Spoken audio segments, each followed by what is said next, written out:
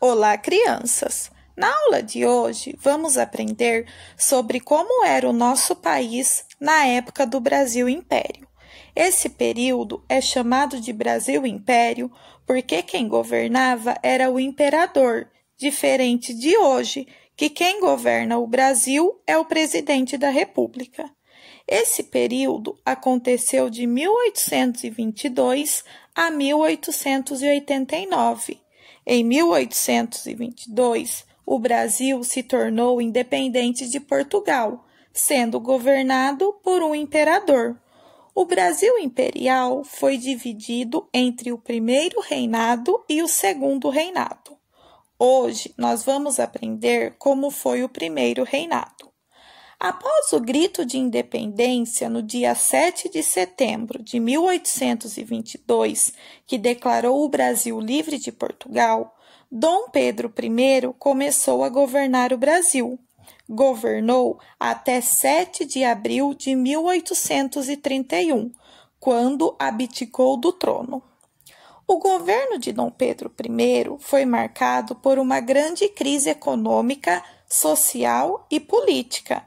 Dom Pedro era autoritário e não aceitava que outras pessoas tivessem poderes políticos. Isso gerou uma crise entre ele e o povo.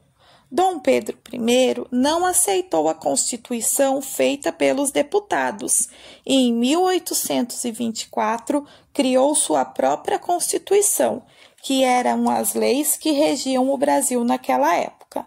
Entre várias regras dessa Constituição, havia a que considerava o imperador como figura sagrada e inviolável, ou seja, ele era o poder máximo, ninguém poderia fazer nada contra ele. Outra regra da Constituição de 1824 foi a forma de governo escolhido, a monarquia, com transmissão do poder feita de maneira hereditária, isso é, que o poder seria passado de pai para filho. Dom Pedro I também sofria com os deputados daquela época, já que a maioria eram contrários ao imperador, e também com as críticas dos jornais que circulavam na época.